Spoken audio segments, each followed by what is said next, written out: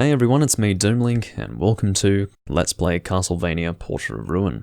I actually recorded the first part of this Let's Play almost 2 years ago, and didn't continue the Let's Play after that point. But here I am doing the first recording again, and I'll explain why in just a moment. I'm going to take a brief moment to go and do some noise suppression within the emulation, so then you can, or within the emulator, so you can't hear that stupid crackling background noise anymore. But regardless, this is a game from 2006 that I've been wanting to play on my channel for quite some time, and I did actually get started with playing it. It's just that for a number of reasons I didn't continue the Let's Play after that point.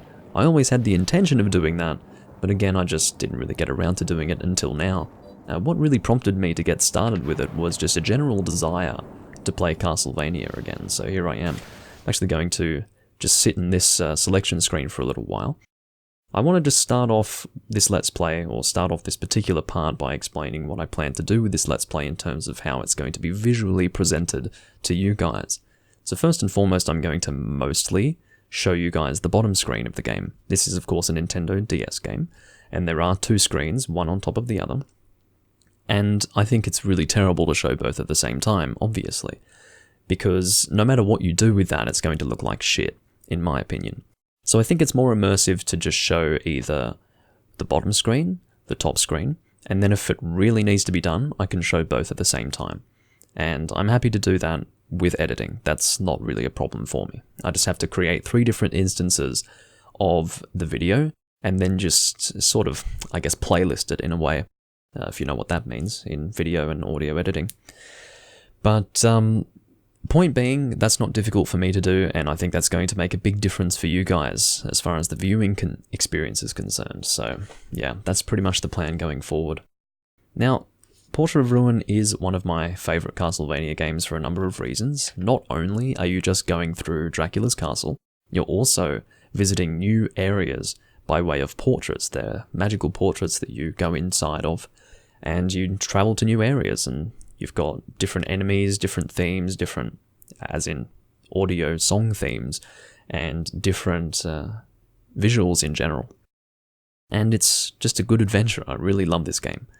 And I would say that I enjoyed a little bit more than Dawn of Sorrow as well, which I do plan to play, probably after this game actually, on my channel. But regardless, we're going to get started here. We're going to select a character. I'm going to just name it Doomlink. And what we're going to do is, after that, select a symbol for the actual profile, or an emblem as they call it. We're going to use a symbol for the emblem, and it's actually going to be the whip. It's just to demonstrate what run we're doing, because how it works is there are multiple different playthroughs you can do of this game using different characters. So for example, I would use the axe symbol to play as Axe Armor. I would use the bat symbol to play as the Vampire Sisters, but that's only possible once you've at least completed one playthrough of the game, so for now that's not important, but for the future I would like to differentiate the profiles based on the symbols. So here we have the whip to symbolise the fact that we'll be playing as Jonathan, but of course it's not just Jonathan that we're playing as in this game, we're actually playing as Charlotte as well, depending on what we would prefer to do, that is. And that's one of the great things about this game as well. You can not just play as one person, but 2. You can play as Charlotte or Jonathan, or you can have both of them present at the same time, with the one that you're not controlling being controlled by an AI. It does make the game a little bit easier if you have another person with you, controlled by AI, but I generally prefer to go solo because that's the Castlevania experience for me. That's what I'm used to. That's generally what you get in Castlevania games. But anyway, at the start here you can see that we are just outside of Dracula's castle, and I will be reading all of the dialogue here just for the sake of immersion, I suppose. That whip, there's no mistaking it. You're Jonathan Morris. Good eye. And you are? Ah, forgive me. I'm Vincent Doran. By order of the church, I have been awaiting you. To think that the master of the legendary vampire killer would come here. A blessing indeed. Too bad you can't actually use it. Charlotte, can't you even pretend to play along for once? Well, that's the truth, isn't it? You can't lie to a priest. What? Are you suggesting that whip is a fake then? It's true. I can't use the vampire killer. This whip wasn't actually passed down through my family. You've heard of the Belmont family, haven't you? Why, of course I have. They've used that whip for generations to destroy Dracula. And that family is related to the Morris family by blood. Been doing your research, huh? Unfortunately, the fact is, we're not the true successors. No problem, though. I've won every battle till now without the whip, not one loss. Lucky you have me to help you. Yes, I was wondering about that. And you are... Well, excuse me, if you're from the church, then remember this. I'm Charlotte Orlin. Charlotte? I've heard that name before. Charlotte. Oh, you must be the great magician everyone's been talking about. Haha, great, you say? Unbelievable. To think that she was a mere child. Oh, well, I mean, such a lovely young lady. You heard that, Jonathan? He called me lovely. So anyway, Vincent, you had some business with me? See, it's moments like these that really give you an appreciation for a Castlevania game that has characters that you play as that have real personalities and dynamics going on. I really enjoy this. Oh, yes, I do. I've been ordered to assist you in your quest. I've brought potions with me, not potions, but well, what? It's a matter of economics. You want us to pay you, right? Well, if you insist. Sure, no problem. I think we can take care of that. I couldn't care less. But more importantly, the castle. Is that really Dracula's castle? No one has seen Dracula thus far. However, the church insists that it is indeed Dracula's castle. No doubt about it. This castle is pulsating with dark magical power. I can't imagine it's anything but the castle of Lord Dracula that I studied in the books. Sounds like fun. Come on, better get going then, Charlotte? Right with you. Be careful. I'll search for a safe place. I'll meet you inside. Godspeed. And now we can actually control the character. And we can't actually do too much yet because we actually need to gather skill cubes before we can really interact more with the game, or at the very least interact with the controls more to do things in the game. We've now entered the first area, which is the entrance. And we're going to collect our first skill cube, which is the change cube. This allows us to change from one character to the other. And you can hear it goes, Charlotte! Jonathan! Which is just lovely, but anyway. I'm assuming that Jonathan is supposed to be Irish. That can't be an American accent I'm hearing there. It couldn't be, it's terrible. Anyway, so we're going to press A to bring our partner down, and you can see that that weighs down this, I don't really know what to call it, contraption I suppose, and that lowers down the bridge.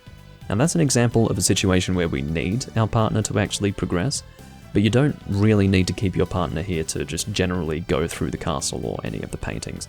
It's only certain moments like that where you need your friend to sort of weigh things down, or later on you can jump off their shoulders to get some height. I think that's before you get the double jump.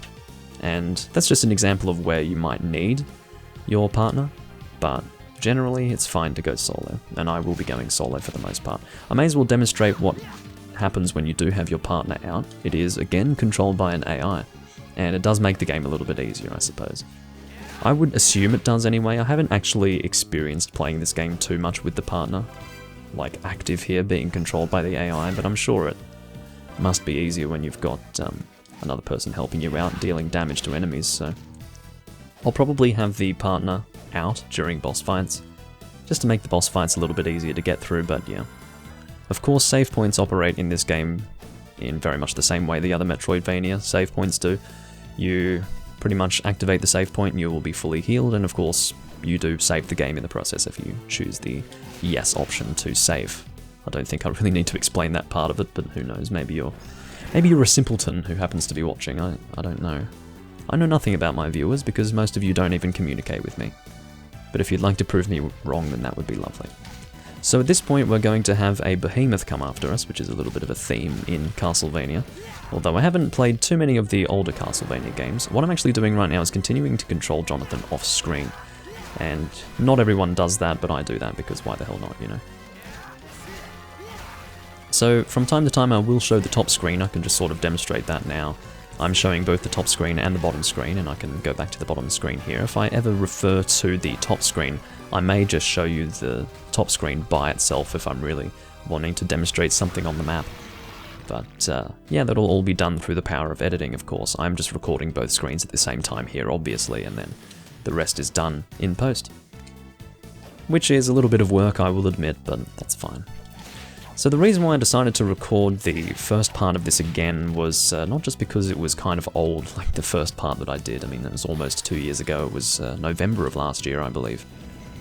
Not only was it because it was so long ago, I also had some emulation problems. It was a little bit jumpy. I've since solved that issue with the emulator that I'm currently using. It is No Cache Zoomer.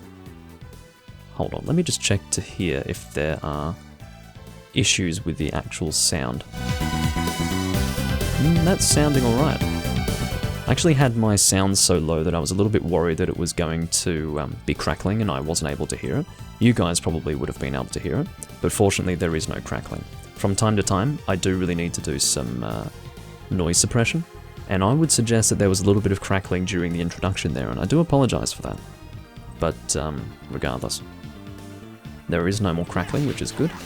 But whenever there is crackling, I can just go ahead and do some noise suppression to get rid of that, which is a function of this particular emulator. So yeah. Let's see if I get lucky and get the, whatever it's called, throwing axe. I think it was in the first recording when I actually managed to get the throwing axe ability from that axe armor. Didn't happen this time, unfortunately. Getting some frame drops there, you'll have to forgive me for that. And just here is a warp point. Now I'll just show you the top screen. You can see that that is a blue square, whereas the save points are a red square. You are probably pretty familiar with that. And of course, each time you unlock a new warp point, you can warp to any warp point that you'd like. Something's here. It's not human. A monster? No, wait. I sense no evil from him. Ah, you can sense me. Who are you? A ghost, as you can see. Ghosts have no need for names. Impossible. Somehow he retained his consciousness after dying. It must be the castle's magic. I don't know about you, but he sure seems shady to me. Think what you will. It's your choice. However, can you truly destroy me with a whip you can't even use? Only one way to find out. Wait, hold on. How do you know he can't use the vampire killer? Huh? I find it very odd to find a ghost not controlled by the power of Dracula's castle. A smart girl, compared to this foolish boy. Just before I died, I cast a magic barrier on myself, binding my soul to this place. I'm free from the castle's control, but I'm trapped here. But a paranormal entity like you can easily be affected by magic. Casting a barrier that repels the castle's power is impossible, even for me. Just who are you? My name is meaningless, but I suppose you need to call me by something, or call me something, yeah. Very well. Call me Wind. That was a lovely, crackly mess. Again, that's the problem with emulating DS games. It's not always the smoothest experience, whether it be visually or on an audio level, but yeah, you'll just have to bear with me. There's no better way to record this game, unfortunately. Mr. Wind. Just Wind is fine. Alright, Wind. What are you doing here? Didn't you hear him? He's trapped here, remember? I understand that. But if he truly has this much power, he could use other methods besides just binding his spirit here. My. You really are a bright little girl, aren't you? Stop treating me like a child. My name is Charlotte. Ah, I understand. And who is this boy? Who are you calling a boy?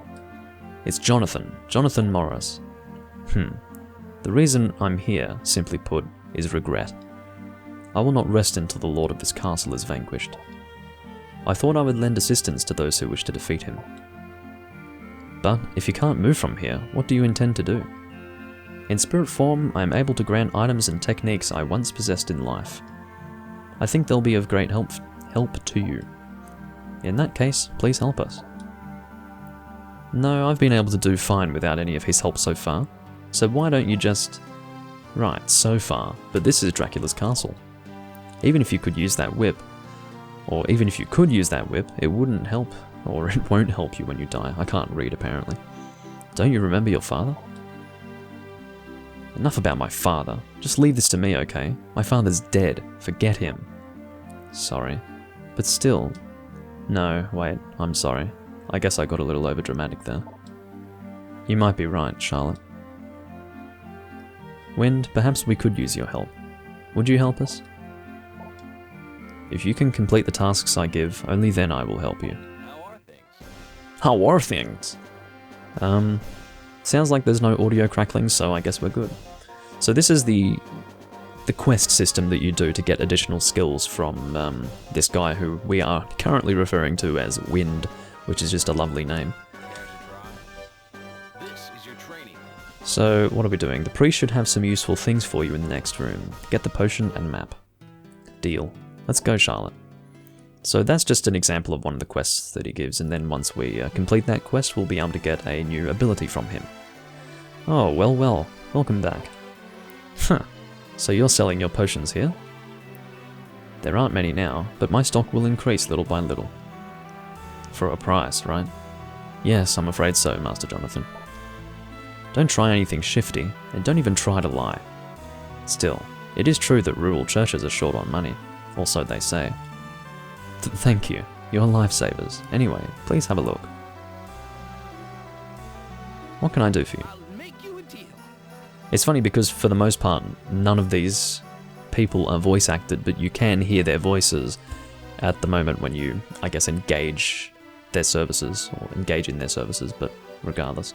So I think we need to get the castle map and a potion, is that right? Can I double check my my quests here? I'm not sure if I can. Guides? No. No. I think it was a potion and a map, I think.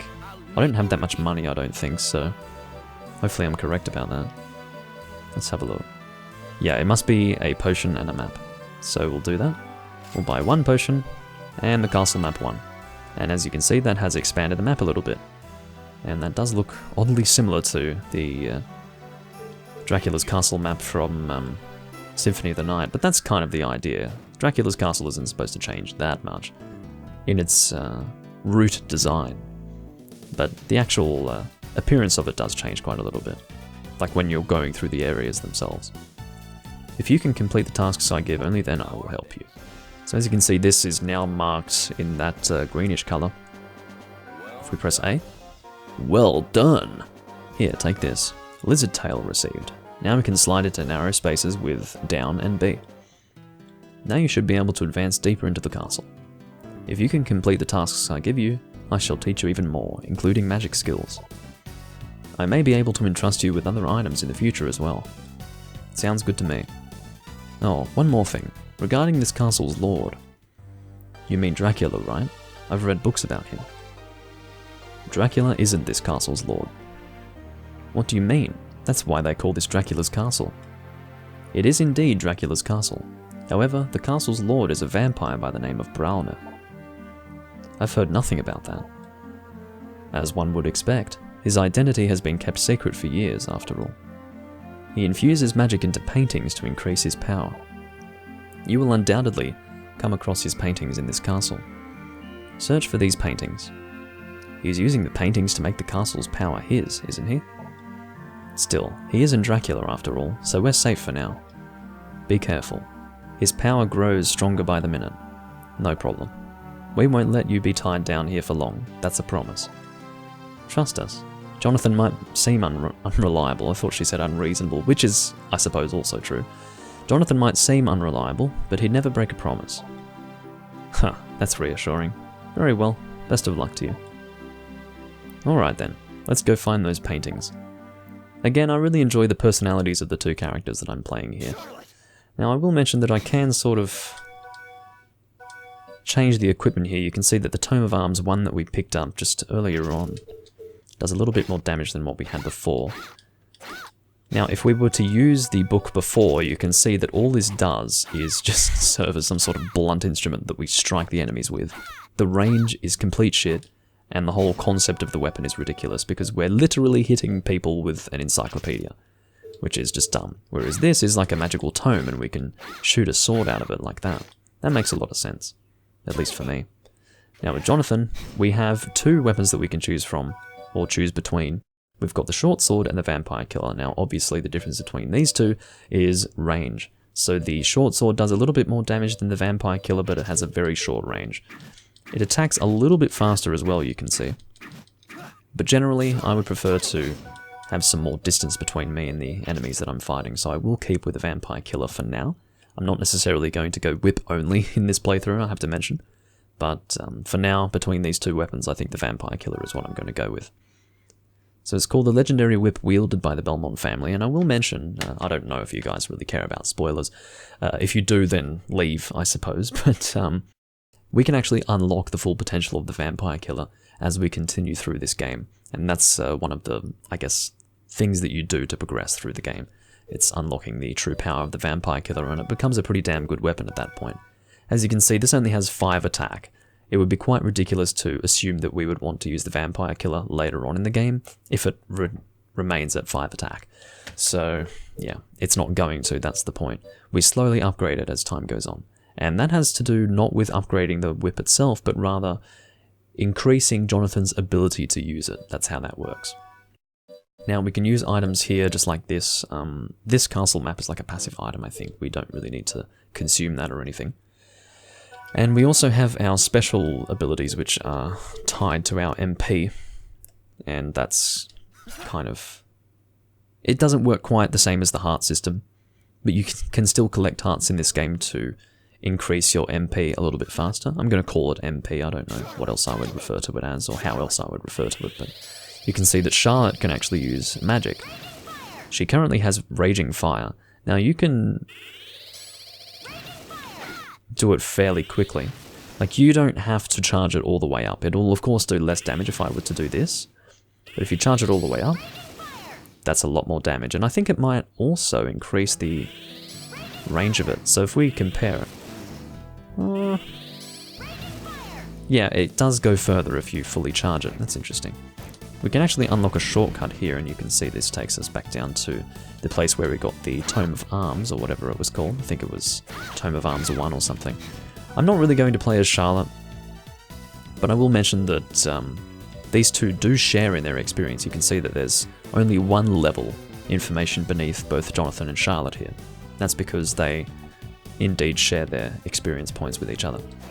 So you don't have to worry about not using Charlotte for a long time and then going to use her and find that she's too underpowered because you haven't been using her, which is a good thing about this game, I have to say. Because otherwise you would have to really try and strike a balance between playing as Jonathan and playing as Charlotte if you were intending on playing as both of them into the late game. But there's no real issue with that. You can see the range here is really not amazing. Even if it looks like you're hitting the enemy, you're just not. So just had to time the attack adequately to make sure I could hit that axe. But anyway, at this point I think we're going to end the video. This is just the first part after all. Hope you guys enjoyed watching. I will try to upload this Let's Play reasonably frequently. I've got no idea how many parts this will encompass.